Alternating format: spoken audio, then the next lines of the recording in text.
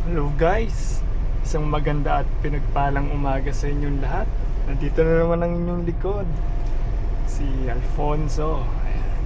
So, welcome to our episode 2 ng vlog natin with logistic industry here in the Philippines. Okay, so tagal ko rin hindi nakapag-upload eh. Okay. So, ngayon, time check 10:13 na. May delivery na tayo for the first booking, which is yung private natin na kumbaga nakisuyo yung kaibigan natin na i-deliver yung kanyang tawag dito, kanyang item. Diyan lang naman sa may sapote lang naman. Suki ko to, tagal ko na rin na siniservisan to. Okay, so malapit kong kaibigan to na may negosyo. So by the way, medyo may iba tayo ngayong araw, di ba? So para may naisip akong content. So ano ba ang tamang mindset or siguro mga uri ng mindset bilang isang driver or operator ng isang logistic, which is tulad nito, sample sa akin. So konting background lang, okay? Alright, Sa ating story time. lingkod.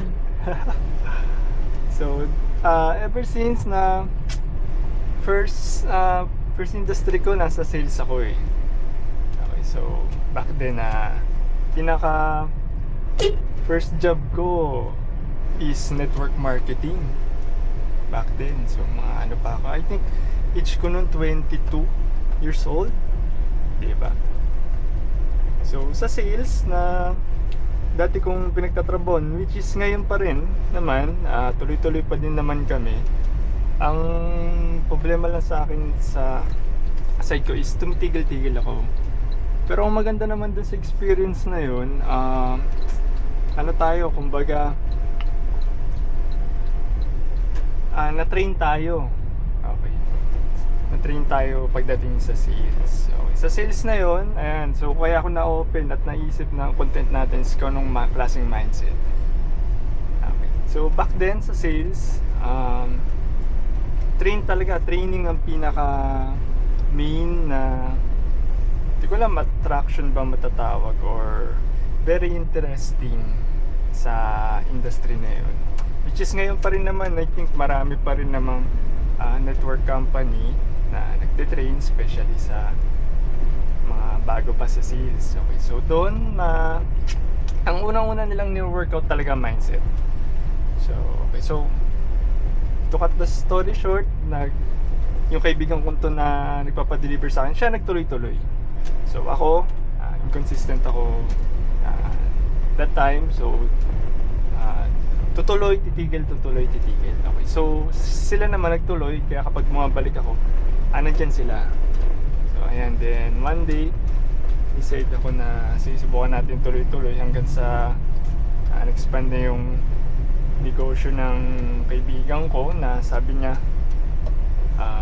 actually hindi sabi niya, parang idea ko na prinumpos sa kanya, ano kaya kuha kaya tayo ng sasakyan, pasok natin sa logistic, kasi sila, ang business nila chocolates. Okay, so po-promote ko na yung store nila sa page nila dito sa edit ko na lang mamaya.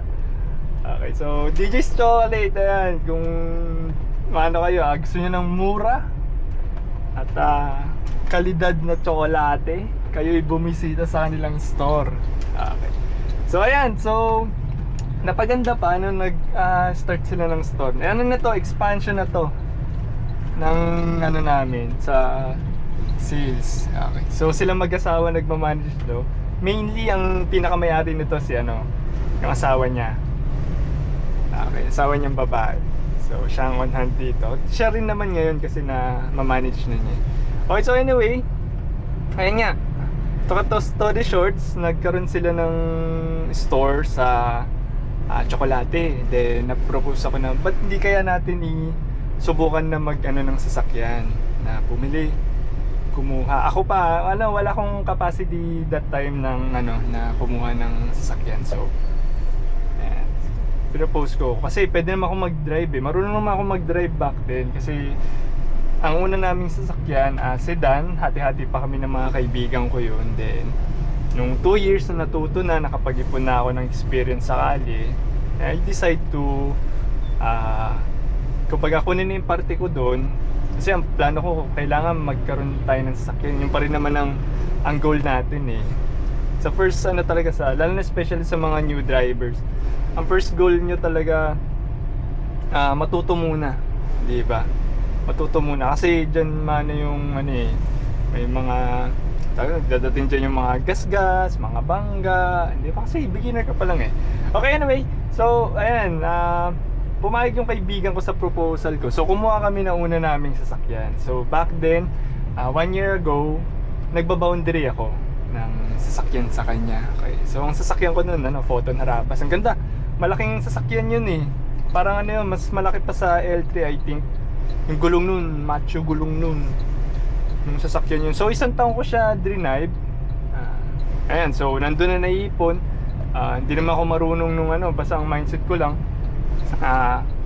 makabiyahe at kumita sa ganitong klaseng industry. So paano ba ang galawan? So sugal talaga, di ba? At hindi pa ako hindi pa ako batak sa driving. Okay, so ang mindset ko dati, kakayod ako, yes, kakayod. Drive ka lagi, araw-araw. And ayan, so usap-usap, especially sa mga client natin. Okay, so paano natin i-relate yung natin, ang ating content ngayon, kung ano bang tamang mindset. Okay, so ito, actual kong ginawa. Kasi nung first year ko sa ganitong industry, dami din, nabono rin talaga kasi nga naman hindi ko alam yung daan, di ba? Although tawag dito, marunong akong kumausap ng tao, hindi ko makuha yung tsaka lalo na ibang pagod ng ng driving, hindi siya basta-basta, diba? Hindi siya basta-basta. Kung ako tatanong, hindi siya basta-basta. Physical work tong ganitong klase. Kala nila madali pero it's very challenging.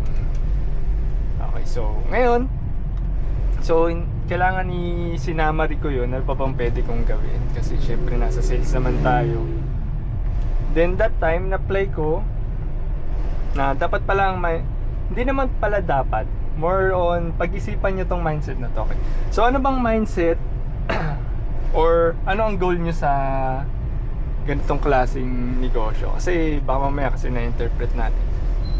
So one of the best mindset na naisip ko or na-realize ko na the moment na ganito ka logistic, either nagbaboundary ka or hindi, dapat ang mindset mo para kang nasa sales, para kang business owner. So paano yun? Pag sinabi yung business owner yung mindset, ang business owner kasi inaalagaan niya talaga yung business niya, yung kumpanya, kumbaga, di ba? Nag-ano siya ng mga kung ano ba dapat ma-improve. Okay. Medyo dito kung anong ma-improve, kung anong pwede maidagdag, di ba? Yun ang na isang business owner. At the same time, okay, so paano niya magagamit paano niya ma-maximize yung time niya. Okay. So dapat number 1 maayos ka sa kumbaga sa pananamit or sa itsura natin, especially sa mga driver na lalo na pag tag-init. Naiintindihan ko yung mga kapwa ko driver na lalo na pag tag-init, ang hirap tagaktak sa pawis. Hindi ka kasi number 1 na titignan sa'yo ng client yung appearance mo okay. So syempre number 1 as a business owner, kailangan maganda ka tignan, di ba? So pag sinasabi ko lagi business owner, the moment na nagbaboundary ka or nagkaroon ka ng sariling sasakyan, kailangan lang turing mo sa ganitong klaseng negosyo, pagmamayari mo. Kasi unang-una, ikaw ang kakausap sa mga tao, di ba? Hindi naman yung operator mo. Ikaw din ang kakausap, ikaw ang makikita, di ba? So yun, in-apply ko yun. So lahat ng client namin, kinakausap ko, then nanghihingi ako ng referral. Okay. So, para naman pumasok doon yung appearance. Siyempre, kapag ka maayos ka, so, hindi naman kailangan ng sobrang gwapo ka, hindi ba? But at least presentable ka, hindi ba? Kung pwede nga, kung kaya nyo, mag-aircon kayo lagi, di ba? Para hindi kayo haggard pagka tinignan kayo. Kasi lagi nyo tatandaan ang mga kliyente natin, mga business owner din yan, diba? Kasi kung ako ang may-ari ng negosyo at tinignan kita, ano pa to? Pwede pa tong pagkatiwalaan? Ganun pa lang, judgmental lang tao, diba? First appearance pa lang, judge ka na. Ano pa yun? Sunod pa yung character mo. Hindi mo na, appearance mo na yun. Okay. So advice ko, improve nyo. Hindi ako sa akin honestly, kaya nga naka POV series ako ngayon kasi yung ngipin ko natamaan ng, kaya natanggal yung harap kaya medyo affected ako sa pagdating sa confidence, pero gawa natin paraan. Ngayon nag-iipon ako for dental. Okay. So ayan, so appearance, at least malinis kayo, fresh kayo tignan. So paano gagawa nyo? May mga naman sa mga kapwa ko driver, may mga YouTube and TikTok na ngayon sa platform natin. At least doon marami. Ang maganda sa era natin ngayon, very informative. Hindi katulad dati. Ang bihira, lalo na yung high school ako. Cellphone nga, wala ako nun Ultimo nga Nokia na nang hirap lang ako para maglaro. What more pa kaya mga bata ngayon, hindi ba? What more pa kaya sa atin? So, we really need to adapt para sa mindset na ma-hit natin. So alin siya. So number 1 is appearance. Then number 2, i-workout natin yun sa may the way we talk. Okay. Kasi napapansin ko, hindi naman lahat, pero karamihan parang napaka boastful ng iba. Ilan lang naman, kasi ako inoobserbahan ko din yung mga kapwa ko driver.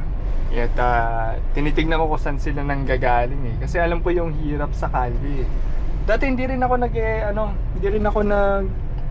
kung hanggang sa makakatipid, hindi talaga ako mag-aircon, pero grabe, makikita mo mukha ko, sobrang haggard, diba? So nakaka-apekto siya ng confidence pagdating sa kliyente.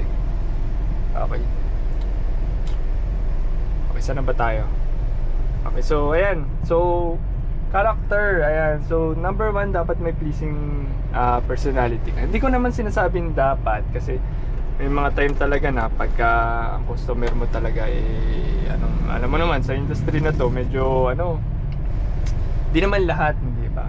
Siguro mga sa loob na 100, meron kang dalawang masasalubong talaga na grabe. Grabe na kliyente, lalo na sa ganitong industriya. Okay, so ganyan, character ka na pleasing personality, at saka at the same time mahaba ang pasensya mo. Sa driving pa lang mahaba na, what more pa kaya pagka sa mga kliyente natin. Okay. Kasi ang natin, ang objective naman natin sa mindset na yun is mauwi natin sila. Okay, so para dumami connection mo, para dumating yung time na araw na to, meron akong kliyente. May regular na ako na booking. So napakalaking ginhawa sa tao, na lalo na sa ating mga driver dito, na meron tayong sure na biyahe sa bawat araw. Alam naman nila. So dapat character, improve nyo din yung number 1 is yung communication nyo din sa kliyente. Tsaka nakikita ko na marami na rin naman, basta naman magalang ka sa kliyente, kahit naman pangit ng pakita niya, basta importante lang, tuloy lang, sige lang.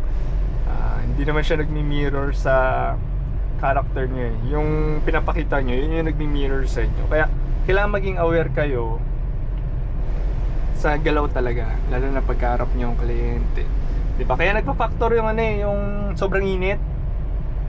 Dati hindi ako nag-aircon, mainit talaga ulo ko, promise. Hindi ko dati inaano ko yun, ina-analyze ko, sabi ko hindi naman ako ganito, pero bakit ganun? So nagkama pa ako sa isang okay, yung init talaga napakalaking diba? So imagine nyo na lang yung ibang driver, diba, sa mga public natin. Kaya minsan parang mapapaaway talaga kasi sobrang init, lalo na sa mga sasakyan na walang aircon. So swerte tayo, lalo na kayo kung meron kayong sasakyan na nilogistic nyo na may aircon naman na pwede nyo buksan, aircon na lang kayo. Diba? Para pagka babaan nyo yung ano, kung magbubuhat man kayo, at least yun lang yung pagod nyo. Diba? Nami-minimize nyo yung, hindi naman nami-minimize, kumbaga nagamit nyo ng tama yung lakas nyo. Kasi magdadrive ka pa ako, solo lang ako, bibira lang ako may pahinante. Minsan once a week lang nagsama ako ng pahinante kong kaibigan, diba? So malaking ginhawa. Pero kapag mag-isa ako, yan, listen dito, relax, ayan, ngayon nagba-vlog na tayo, di ba? Kahit pa nakakapag-isip ako ng matino. Matino sa ano. Okay. So ayan, so proper mindset. So kailangan na appearance, maayos ka, the way you talk, communication, pleasing personality, patient, yun ang kailangan natin. Okay, dagdag ko lang din sa appearance. Ito naman madalas naman ng mga driver ng logistic lagi na mga ano, sa presentable lang, diba? Make it simple, ayun mas maganda, make it simple and plain. Malibalas tayo tignan sa ano, hanggang maaari. Tapos ano ko na rin, maglagay na rin kayo ng ano, sa mga kapwa ko driver or motorista, maglagay kayo ng sunscreen. Dati ako hindi ako mahilig sa ano sa skincare. Hindi ka tayo ako sanay, ewan ko yung kapal siguro ng buka ko eh. Diba? So, ayan, lagay kayo ng skincare. Ato yung skin ano pala, ano, sunscreen, ano tuloy, nabulol na. So, sunscreen lagay kayo. Ayan, tulad niya, medyo maaraw ngayon. Hindi ako naglagay kanina kasi makulimlim. Tapos ngayon biglang umaraw. Diba? So guys, sunscreen, it will save your skin para hindi agad tumanda yung itsura natin, diba? Mga kaso yun kasi syempre pero alam nyo yun, iba pa rin yung kumbaga nalagaan mo yung sarili mo yun. Okay, so let's move sa ano. Okay, so yun yung mindset na feeling ko makakatulong sa ating mga naglo-logistic, diba? Para hindi naman tayo ano, kasi lagi nyo tatandaan ang pinakamaganda dyan is makakuha kayo ng referral sa iba't ibang tao. So kung hindi man sa isa, at least hingi kayo ng referral sa ganyan, kung makitaan kayo na ito okay to si Alfonso, ano to, ito mag-deliver, wala less hassle sa ano dito, ganyan, diba? So panalo ka pagka ganun. Kaya numbers game pa rin naman kung tutusin, pero every number counts nga no? So malay mo, minsan nagulat ka na lang, may-ari pala ng logistic yung kausap mo, diba?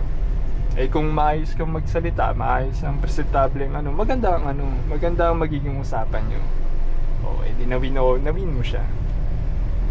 Okay, so sunod, okay, mindset na muna yung natin syempre.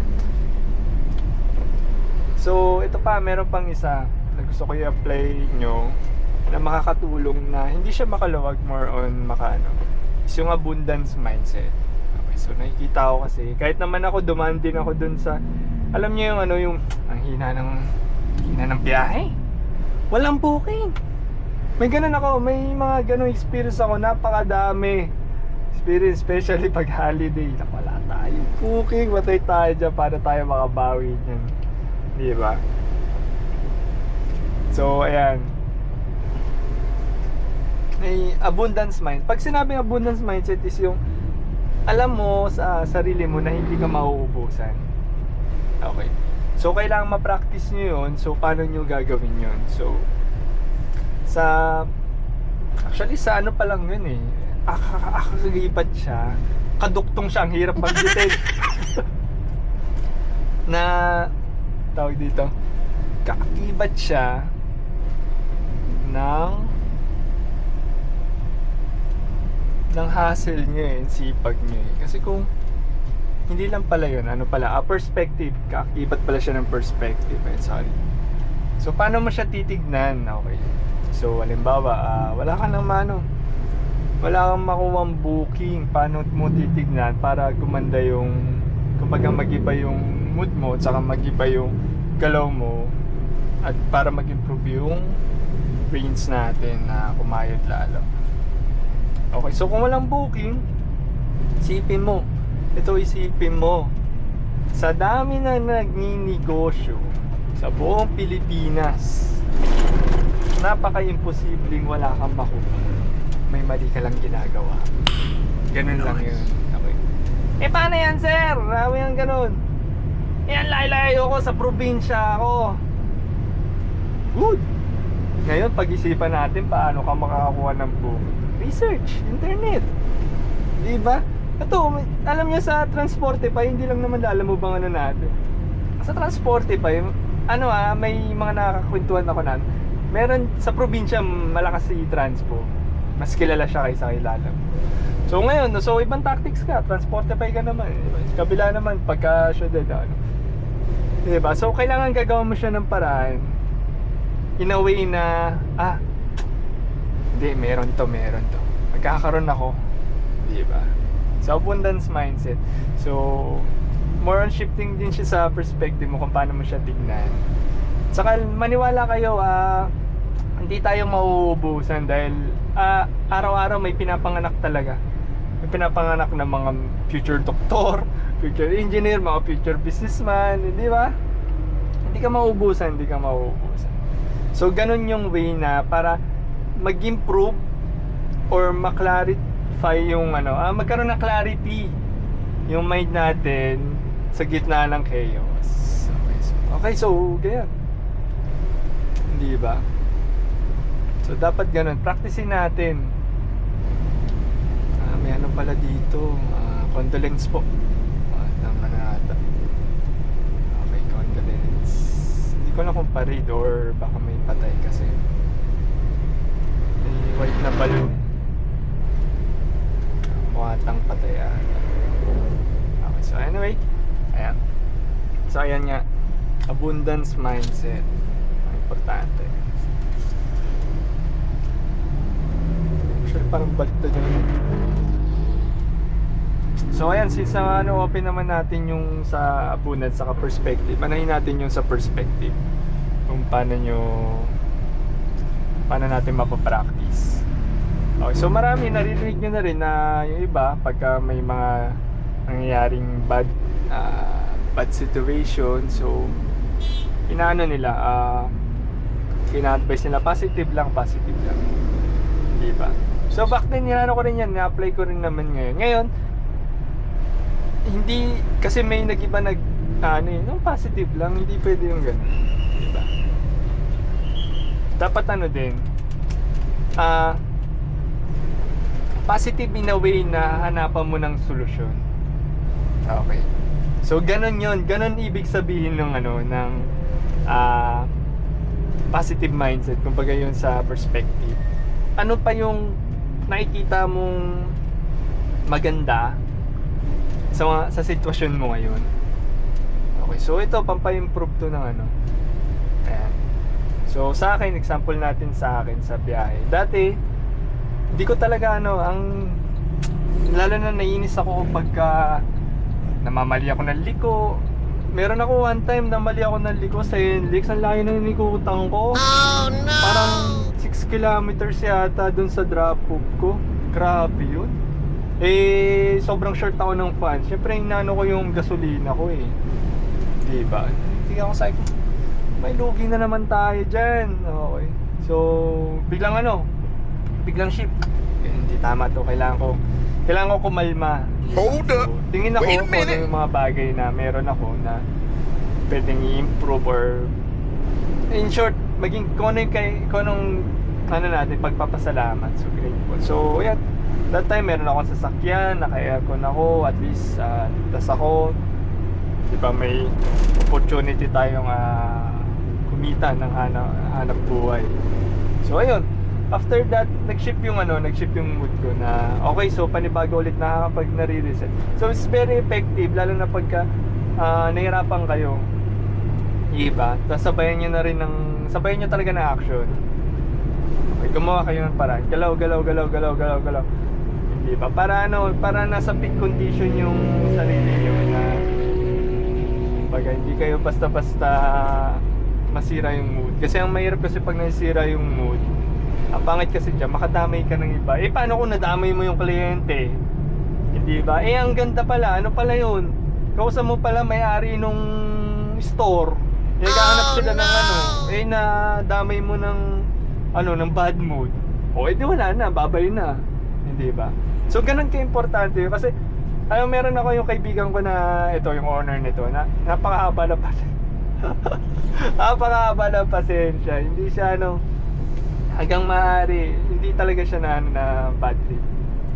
Ever since na magkasama kami, hindi ano. Sabi ko, gusto ko na nga rin minsan ma-bad trip eh. Ayaw talaga. So, di ba, alam niyo yung peak conditioning na ganun. So, ngayon, kaya yung opportunity, sunod-sunod. Okay.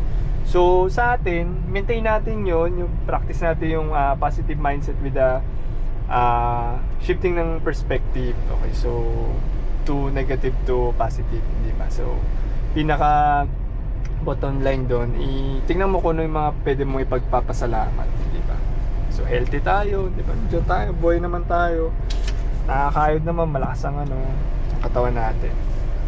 Okay, so sunod. Dapat nga pala ito, alam nyo, biglaan lang tong ganitong content eh. So, dapat ano pa pala, ayan.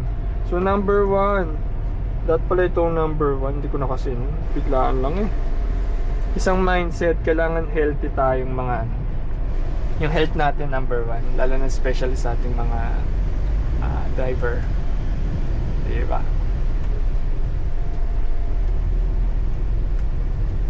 Ayan, so yan, especially sa ating mga driver, health number 1. Alagaan nyo yung health nyo, mga boss, mga paps, mga idol, mga tropa. Alagaan nyo, number 1. Itong pinakapuhunan natin, di ba? Gawin nyo na mabuti sarili. Hindi lang para sa inyo, para din sa mga taong umaasa sa inyo at saka sa mga taong gusto nyo pang bawian ng ano, okay, mga tumulong sa inyo. Diba? So number 1, health muna talaga. Invest kayo sa health. So kung kinakailangan nyo mag-gym, mag-walking kayo, diba? Ako kahit pa paano nakakapag-buhat ako pero not satisfied kasi inconsistent ang buhat ko eh. So tuloy-tuloy eh. Diba?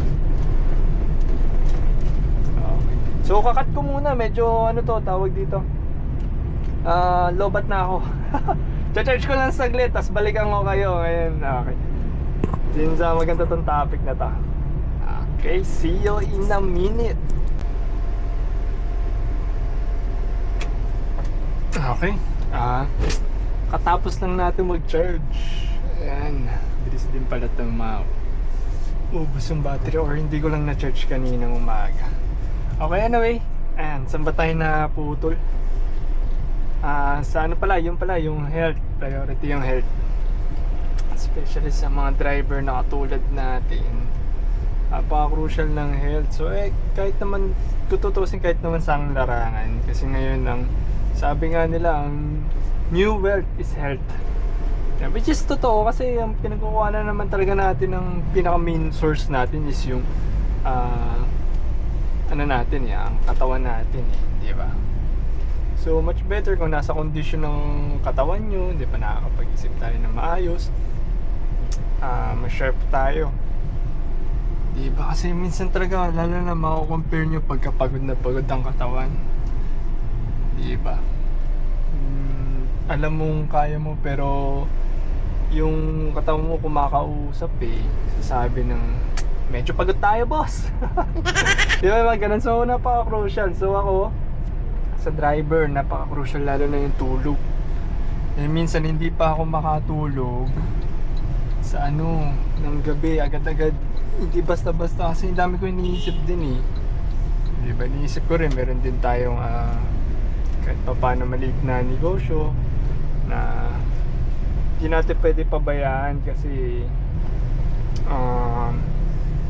isa rin yun sa pinangkukunan natin. Kumbaga yun yung pangsalo natin sa kakulangan natin dito sa isa nating income, hindi ba? So tulad niya, minsan pagod na pagod ako sa bahay, gusto kong gusto kong gumawa ng post, hindi ba? Pero ano talaga, pag hindi talaga kaya, tulog talaga, hindi ba? So isa pa dyan yung mga kinakain natin. So malaking factor yun. Ako'y tawag dito, ayan nga. So health, crucial dyan yung tulog, kain, exercise. Kung ano kaya nyo isingit yung exercise, isingit nyo, di ba? Tsaka at the same time pa pala, ito, ewan ko kung kasama to sa health oops, ba't kayo tumawid? Naka-green tayo mga sir. Welcome to the Philippines. Green ang light namin. Ewan ko, ito, sa tingin ko kasama to. Dapat may time din kayong makipagkwentuhan or makipag-meet up sa mga kaibigan nyo. Diba? Hindi yung totally kaibigan na na bawa. So siguro nakasama na rin yung kaibigan na kwentuhan mo lang sa pagka-off nyo. Diba? Kasama yun. Kasama sa mental health naman ng tama na. At malaking factor din kung may kaibigan kayo nagninegosyo o kasama nyo sa negosyo. Diba? So nakakapag-update kayo sa isa't isa na ano pa ba pwede natin i-improve. Hindi ba? So hindi naman siya magiging perfect. For example ako, struggle ako talaga sa discipline, especially ngayon pumasok pa tong kabuhayan natin sa logistic, which is kailangan panat na panat ka dito kasi may binabayaran akong sasakyan, di ba? Gasolina, pagkain naman, wala naman tayong problema sa pagkain, di ba?